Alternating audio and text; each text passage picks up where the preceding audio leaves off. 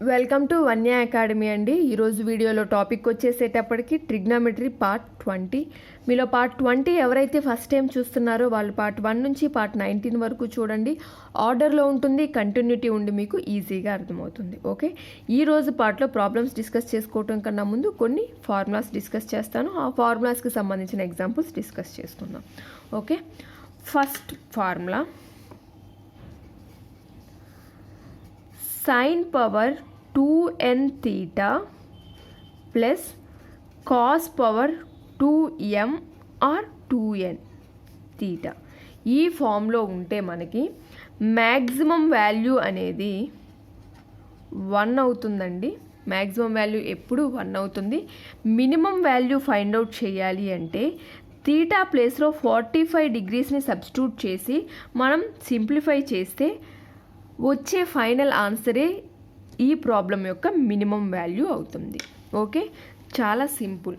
Sign power 2n theta పవర్లో ఏదైతే ఉంటుందో అది 2 యొక్క మల్టిపుల్ అయి ఉండాలి. కాస్కి పవర్లో ఏదైతే ఉంటుందో అది కూడా 2 యొక్క మల్టిపుల్ అవ్వాలి. Sign power 2n cos power 2n అంటే రెండింటి పవర్స్ సేమ్ అయినా ఉండొచ్చు, లేదా sign power 2n cos power 2m అంటే రెండింటి యొక్క పవర్స్ డిఫరెంట్గా అయినా ఉండొచ్చు. సేమ్గా ఉన్నా డిఫరెంట్గా ఉన్నా ఫార్ములా అనేది సేమ్. మనకి ఈ ఫామ్లో ఉన్నట్లయితే ఇచ్చిన ప్రాబ్లం మ్యాక్సిమం వాల్యూ 1 అవుతుంది. మినిమం వాల్యూ ఫైండ్ అవుట్ చేయాలి అంటే థీటా ప్లేస్లో 45 డిగ్రీస్ని మీరు సబ్స్టిట్యూట్ చేయాల్సి ఉంటుంది. Okay, important formula. Next formula sine power n theta into cos power n theta. Okay, ఇది ప్లస్, అలానే పవర్లో పవర్లో 2n ఆర్ 2m అయి ఉండాలి. ఇక్కడ పవర్లో n, ఏదైనా any power. Sine power n theta into cos power n theta అంటే రెండింటి యొక్క పవర్స్ సేమ్ అయి ఉండాలి. మధ్యలో మల్టిప్లికేషన్ ఉన్నట్లయితే మనం ఫైండ్ అవుట్ చేయాల్సింది ఫార్ములా దీనికి పవర్లో ఉన్న n అనేది ఈవెన్ నెంబర్ అయినట్లయితే మ్యాక్సిమం వాల్యూ 1/2 పవర్ n అవుతుంది. మినిమం వాల్యూ 0 అవుతుంది. అదే పవర్లో ఉన్న నెంబర్ n అనేది ఆడ్ పవర్ అయినట్లయితే మ్యాక్సిమం వాల్యూ 1/2 పవర్ n అవుతుంది. మినిమం వాల్యూ -1/2 పవర్ n అవుతుంది. ఓకేనా అండి?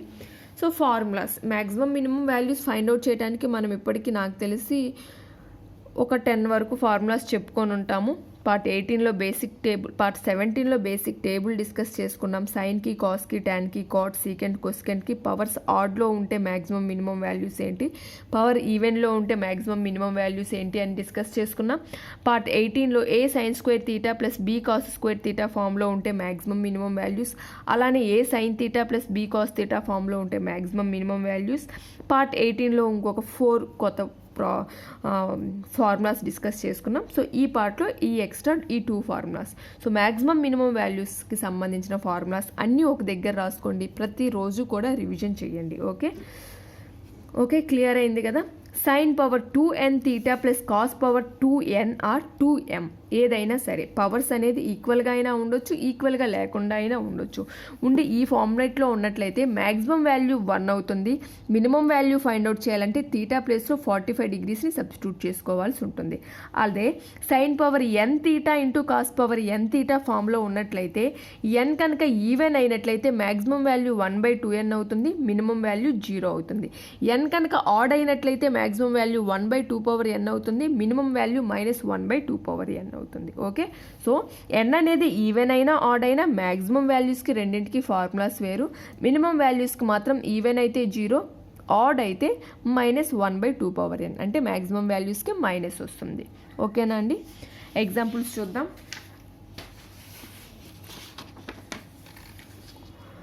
Find the maximum and minimum values of sin power 6 theta plus cos power 6 theta. So 2 into 3 6, 2 into 3 6. So power సేమ్గా ఉన్నా సేమ్గా లేకపోయినా అంటే ఇది మనకి ఎలా ఉంది, sign power 2n theta plus cos power 2n theta ఫామ్లో ఉంది కదా. సో 2 × 3 6. సో n ప్లేస్లో 3, n ప్లేస్లో మనకి ఏదైనా రావచ్చు. 2కి పవర్ కాబట్టి 2 × 4 8, పవర్లో 8 అయినా ఇవ్వచ్చు. ఓకే, మనకి ఈ ఫామ్లో ఉంది కాబట్టి దీని యొక్క మ్యాక్సిమం వాల్యూ ఏమవుతుందండి? మ్యాక్సిమం వాల్యూ ఎప్పుడు 1 ఉంటుంది. So minimum value find out చేయాలి అంటే ఏమని చెప్పాను? మినిమం వాల్యూ ఫైండ్ అవుట్ చేయాలి అంటే తీటా ప్లేస్లో 45 degrees సబ్స్టిట్యూట్ చేయాలి. ఓకే, సైన్ పవర్ మనకేమిచ్చారు? 6 theta plus cos power 6 theta ఇచ్చారు కాబట్టి తీటా ప్లేస్లో 45 degrees సబ్స్టిట్యూట్ చేసుకోండి. Sine power 6 45 degrees plus cos power 6 45 degrees. So sine 45 degrees అంటే 1/√2, కాస్ 45 degrees అంటే 1/√2. So 1/√2 whole power 6 plus 1/√2 whole power 6. ఇక్కడ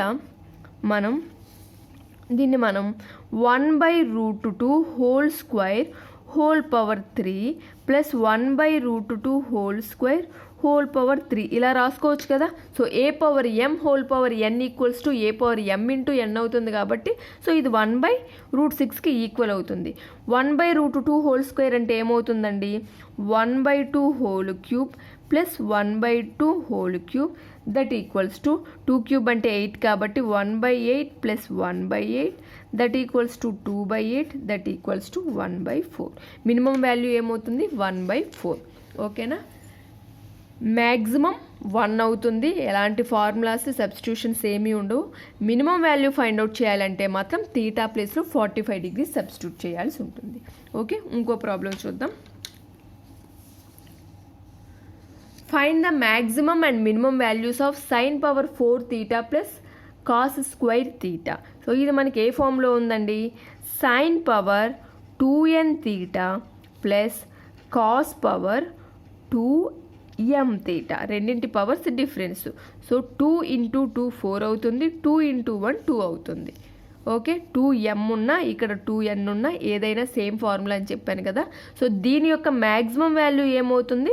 1 అవుతుంది. మినిమం వాల్యూ ఫైండ్ అవుట్ చేయాలంటే ఏం చేయాలి? తీటా ప్లేస్లో 45 degrees సబ్స్టిట్యూట్ చేయాలి. మనకేమి ఇచ్చారు? Sine power 4 theta plus cos square theta ఇచ్చారు కాబట్టి sine power 4 45 degrees plus cos square 45 degrees. So sine 45 degrees అంటే 1/√2, కాస్ 45 degrees అయినా 1/√2 కాబట్టి సబ్స్టిట్యూట్ చేయండి. 1/√2 whole power 4 plus 1/√2 whole square that equals to 1/√2 whole power 4 అంటే 1/4 అవుతుంది. 1/√2 హోల్ స్క్వేర్ అంటే 1/2 అవుతుంది. మీరు సింప్లిఫై చేస్తే దీని యొక్క ఆన్సర్ 3/4 వస్తుంది. ఓకేనా అండి, క్లియర్ అయింది కదా ఫార్ములాస్, అలానే వాటికి సంబంధించిన ఎగ్జాంపుల్స్. ఇదైతే చిన్న వీడియోనే అండి. ఈ వీడియోని ఇక్కడితో ఎండ్ చేస్తున్నాను. మీకు కనుక నా వీడియో నచ్చినట్లయితే లైక్ చేయండి, మీ ఫ్రెండ్స్తో షేర్ చేసుకోండి, అలానే సబ్స్క్రైబ్ చేసుకొని పక్కన బెల్ ఐకాన్ని క్లిక్ చేయడం మర్చిపోకండి. సో నేను ఎప్పుడైతే కొత్త వీడియోస్ అప్లోడ్ చేస్తానో మీకు వెంటనే నోటిఫికేషన్ అనేది వస్తుంది. అలానే ఈరోజు డిస్కస్ చేసిన ఈ ప్రాబ్లమ్స్లో మీకు ఏమైనా డౌట్స్ ఉన్నట్లయితే కామెంట్ సెక్షన్లో నాతో షేర్ చేసుకోండి. మీ డౌట్స్ అనేవి నేను క్లారిఫై చేస్తాను. ఓకే అండి, నెక్స్ట్ ఈ మ్యాక్సిమం అండ్ మినిమం వాల్యూస్ గురించి ఇంకొక వీడియో వస్తుంది, పార్ట్ 21. అలానే పార్ట్ 22లో ఇంకో కొత్త కాన్సెప్ట్ చెప్తాను, దాంతో ట్రిగ్నోమెట్రీ కంప్లీట్ అయిపోతుంది. Okay, thank you for watching.